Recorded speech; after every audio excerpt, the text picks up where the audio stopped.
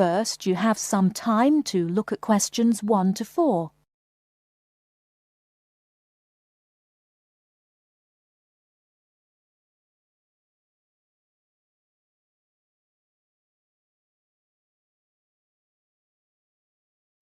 Now we shall begin. You should answer the questions as you listen, because you will not hear the recording a second time. Listen carefully and answer questions 1 to 4. Global Bicycle Tours, may I help you? Yes, thank you. I'd like to sign up for a bicycle tour. Which tour were you interested in? We have the River Valley Tour coming up in June and the Mountain Tour in July. The River Valley tour is in June. I thought it was in May.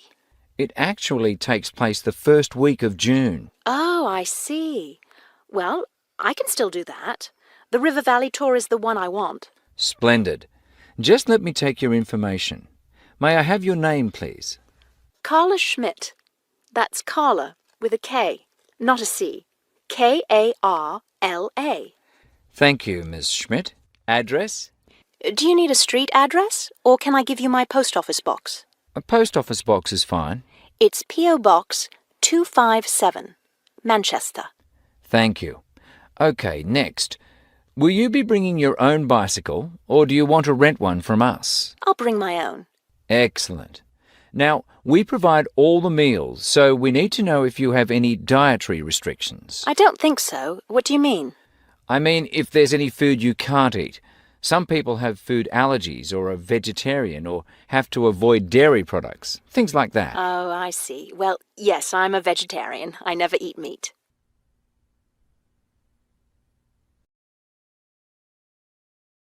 Before you hear the rest of the conversation, you have some time to look at questions 5 to 10.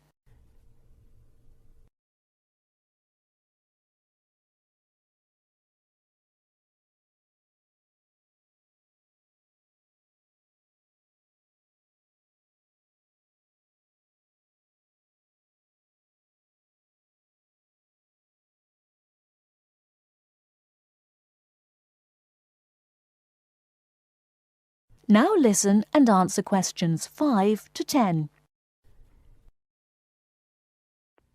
All right, I'll make a note of that. Now, the total cost of the tour is $750. That much? The price includes everything. Food, hotel, transportation, everything. Everything? Yes, everything. The only other thing is you'll want to tip the tour guide.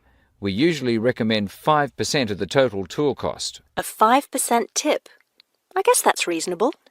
In order to reserve your space on the tour, I'll need a 30% deposit. Do you need that right away? We generally ask for the deposit at least 4 weeks before the tour begins. The River Valley tour begins, 6 weeks from now. So you'll need to pay the deposit in 2 weeks. I think I can do that. I wonder if you could tell me something. How will our luggage be transported? Do we carry it on our bicycles? No, you leave that to us. We have a van that carries your luggage from hotel to hotel each day, so you don't have to worry about it. Great. I have a luggage rack for my bike, but I guess I won't have to bring that. No, you won't. But there are a few items we recommend that you bring. We can't control the weather, so you should bring a raincoat or rain gear. Yes, that's a good idea.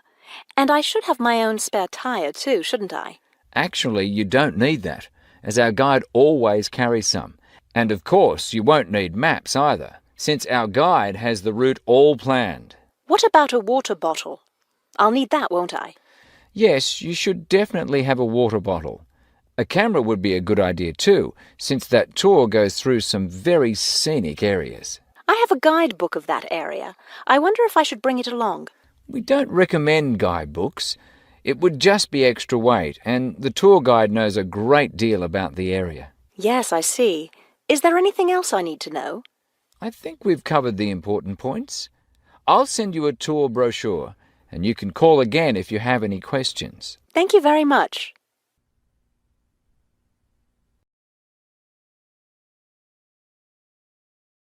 That is the end of part 1.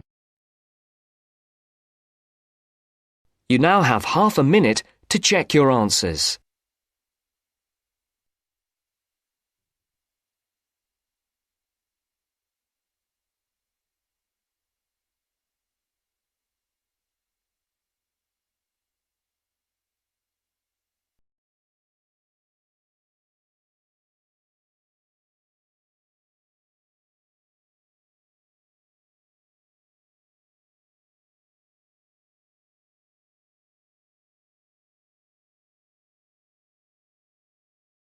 Now turns to Part 2. Part 2. You will hear an accommodation officer telling students about different halls of residence. You now have 30 seconds to read questions 11 to 15.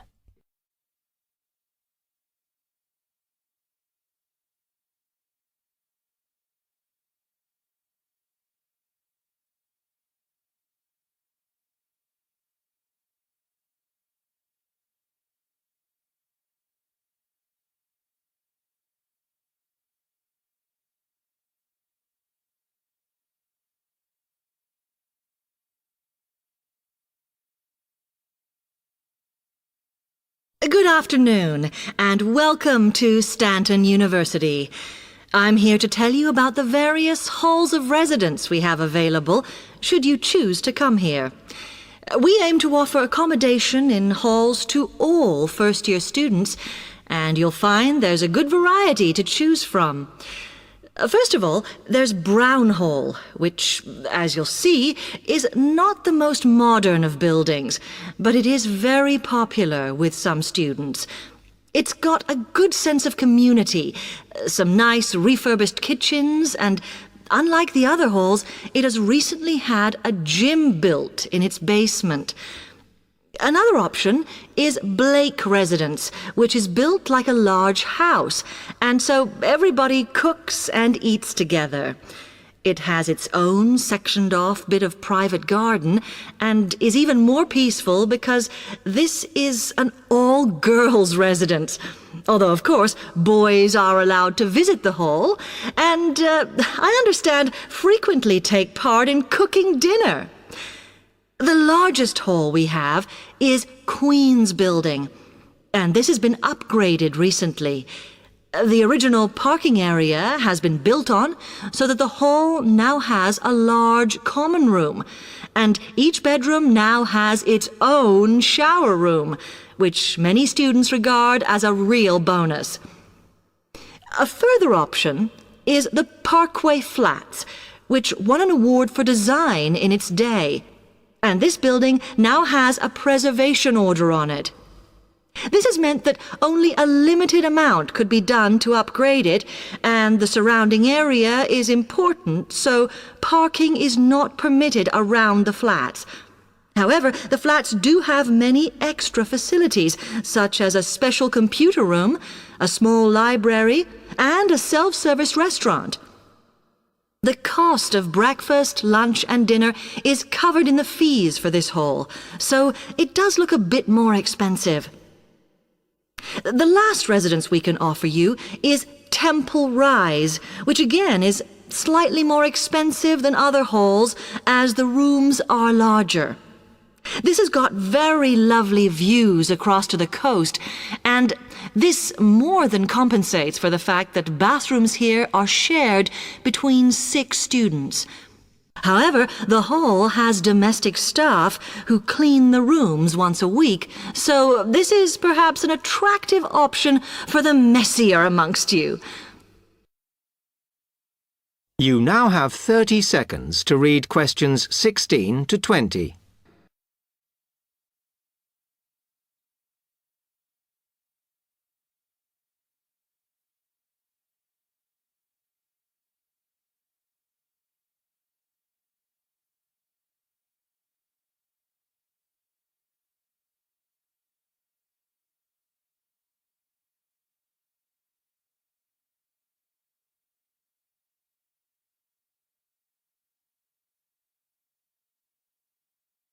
Now, if I can just show on this wall map here where they all are, you might like to go and have a look round. If you come into the main university entrance, at the first junction, you'll find that Brown Hall is on the corner opposite the theatre. So you're nice and near the station here, though I think it can get a bit noisy with traffic. The same applies to Blake Residence, which is directly facing the junction to the university entrance. These halls are often used by medical students and such like, as they're out all day, so don't notice the noise. Anyway, if you then walk along Campus Road towards the main circle, you'll see the library on the corner, and Queen's Building is just past that as you head north. You will find that it is quieter here, and you may get fewer visitors. By the way, the circle is quite a feature of the campus, as it's set into the hills and has a brand new sports center in the middle. It's worth going to look around it. Now, the Parkway Flats are on the opposite corner to the library, facing the circle, as you head towards the main buildings.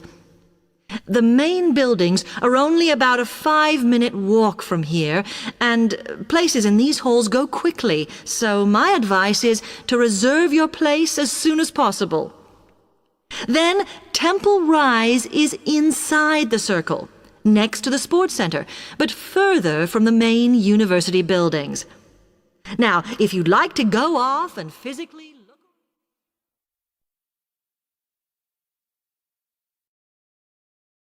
That is the end of part 2. You now have half a minute to check your answers.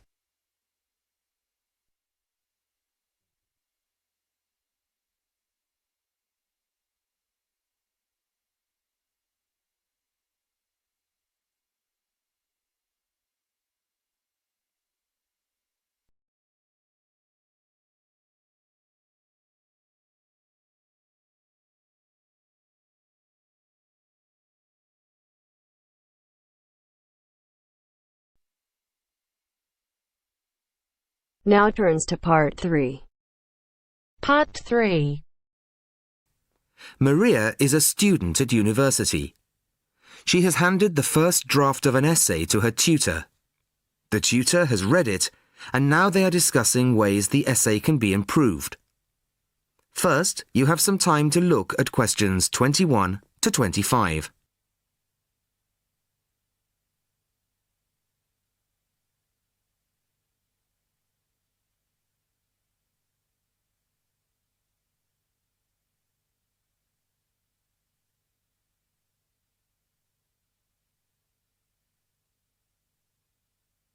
Listen carefully to the first part of the conversation and answer questions 21 to 25.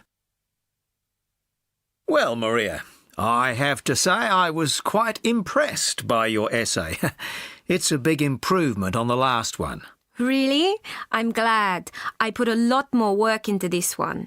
I really spent ages on it. And it shows. You've addressed most of the problems I pointed out last time.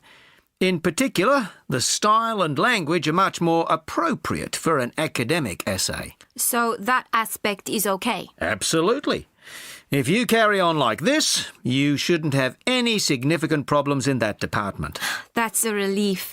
I've been quite worried about that, although I've been reading a lot of other essays to try to get the right style. Well, I'd say you've been successful. There are just one or two minor things you could look at. Your punctuation's quite basic. It's really just full stops and commas. And parentheses. Brackets? Yes, brackets if you prefer. In academic writing, these are best used only occasionally, if at all. You use them rather too often. Okay, I see. And I'm sorry to mention it, but your spelling... I know. But I'm working on a foreign computer. The spell checker doesn't work for English. Are you sure? Have you tried changing the setting to English? No, I haven't. Well, I should see if that's possible. I haven't marked you down this time, but, well, some of my colleagues are a bit old-fashioned about spelling. I'd try to get that sorted out if I were you. Okay, I understand. I'll try to change the setting.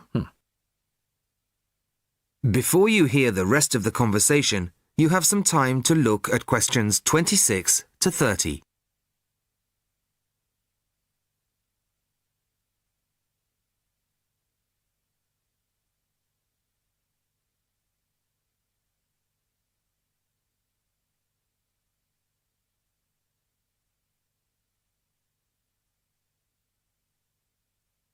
Now listen and answer questions 26 to 30.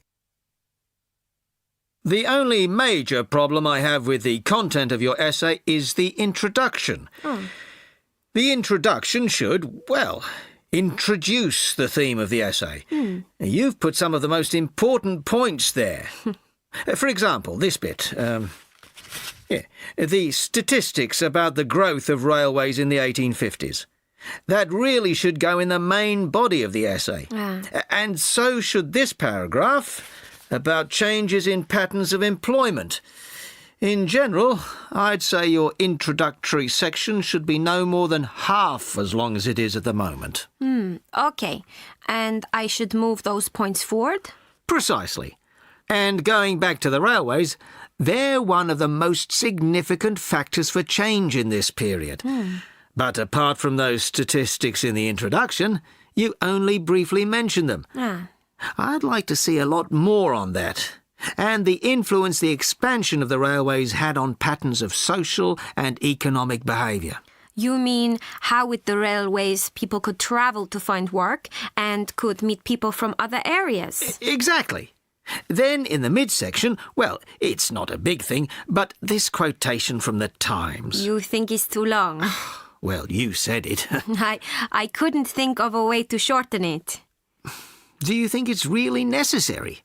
You mean I could just get rid of it? Yes. You've already made the point and backed it up with other evidence. The quotation's redundant, really. Okay, well, that'll be easy.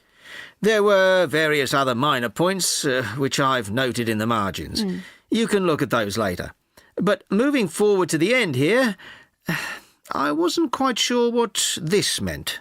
The final paragraph? Yes. Are you saying that, on the whole, the changes of the mid-19th century tended to improve the lives of ordinary people or not? It's not very clear. It's not? No, it isn't. I'd add a few lines clarifying your position. Okay. When do you want the final draft? No, the end of term will be fine. But there was just one other thing, the bibliography. Did you really read all these books? No. Just the books you actually consulted will be fine. You don't need to include everything ever published on the subject. Right, okay. Thanks. Bye. Goodbye.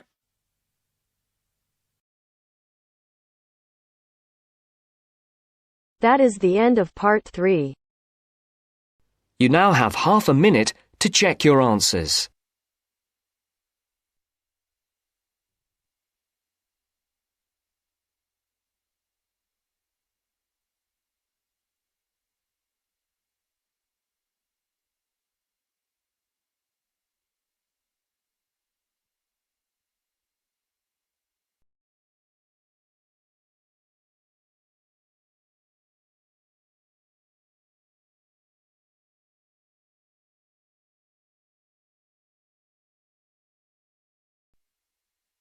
Now turns to part 4. Part 4. You'll hear a lecture on human civilization. First, you have some time to look at questions 31 to 40.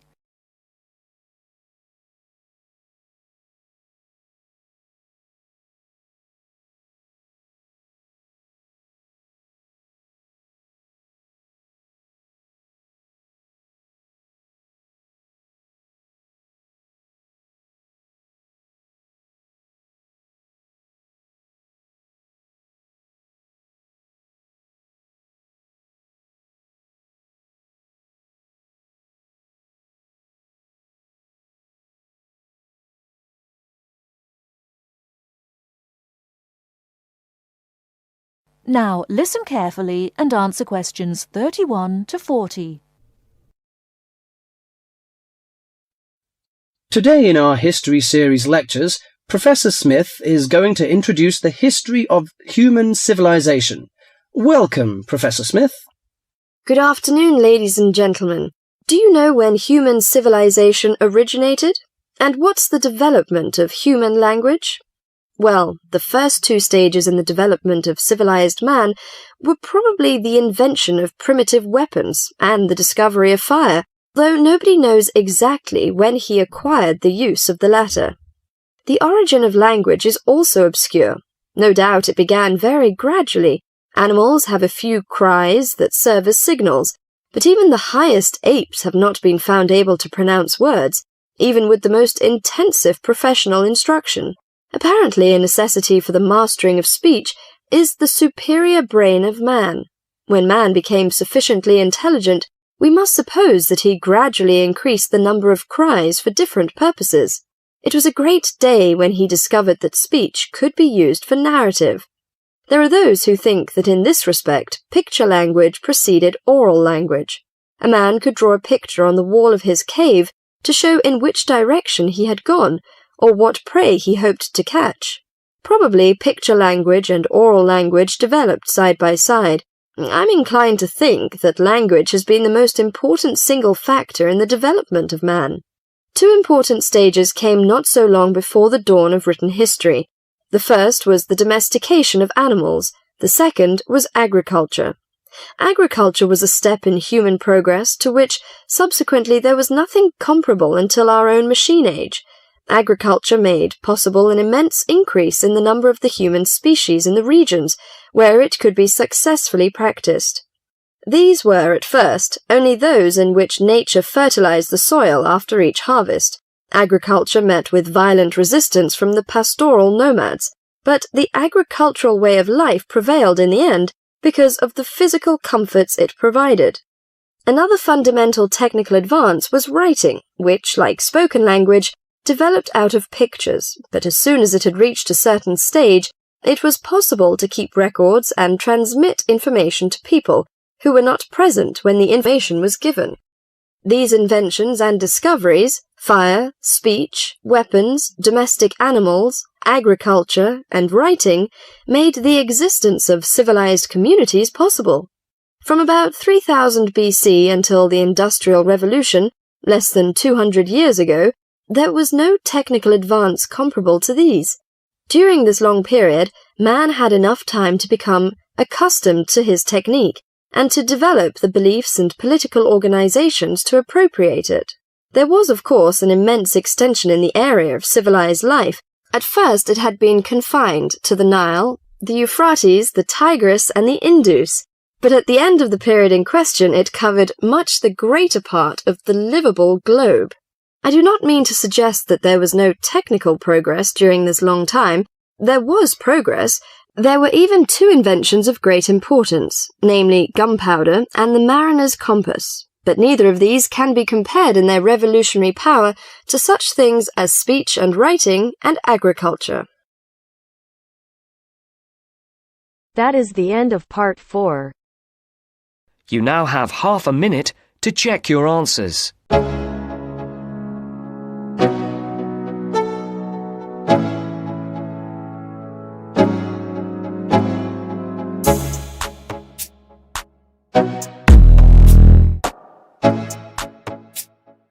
Thank you.